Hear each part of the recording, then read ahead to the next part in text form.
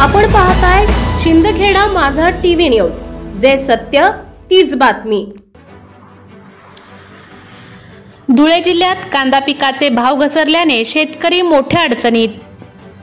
धुळे जिल्ह्यातील कांदा उत्पादक शेतकरी मोठ्या अडचणीत सापडला असून कांद्याच्या दरात झालेल्या मोठ्या घसरणीमुळे अनेक शेतकऱ्यांनी आपला कांदा चाळीमध्ये साठवून ठेवला आहे। काहींनी तर भाडेतत्वावर चाळा घेऊन कांद्याचा साठा केला आहे। मात्र सतत बदलत असलेल्या हवामानामुळे चाळीत साठवलेला कांदा सडू लागल्याने शेतकऱ्यांची मोठी कोंडी झाली आहे।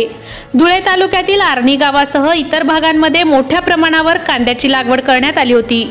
यंदा उन्हाळी कांद्याचे उत्पादन भरपूर झाले असले तरी बाजारात दर नसल्यामुळे शेतकऱ्यांनी कांदा विकण्याऐवजी साठवून ठेवला होता।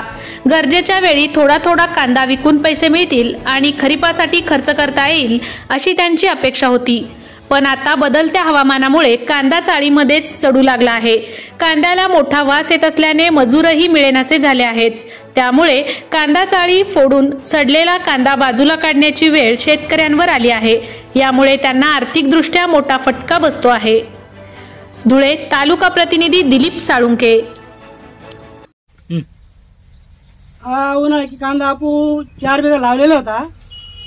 अपेक्षा होती शेतकरीला भाव भेटील अशी, पण भाव वाढत नाही होता। त्याच्यामुळे मी चाळी भाड्याने भरून ठेवलेले आहे। आता जवळजवळ 4 चाळे आहेत। आता जवळजवळ म्हणजे त्या 10 हजार मध्ये ठेवलेले आहे। 40,000 रुपये खर्च आहे त्याला। हो, पण आता पावसामुळे आणि गरमाईमुळे हा कांदा सडतोय। आता निवडण्याचं काम चालू आहे। बाया पण पळून गेल्यात। का बरं? एवढा वास येतो ना, त्याच्यामुळे बाया पण पळून गेल्यात। आता घरच्या घर आम्ही करतोय त्याला थोडं, नाही तर ते मेंढेवाल्यांना बोलवून सगळा माल बाहेर उपसून फेकावा लागेल, कारण काही सापडणार नाही।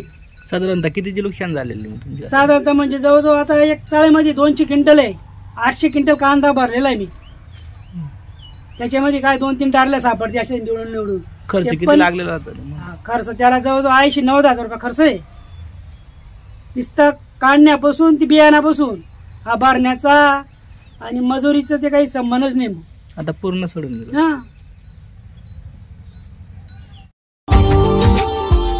Subscribe now and press the bell icon.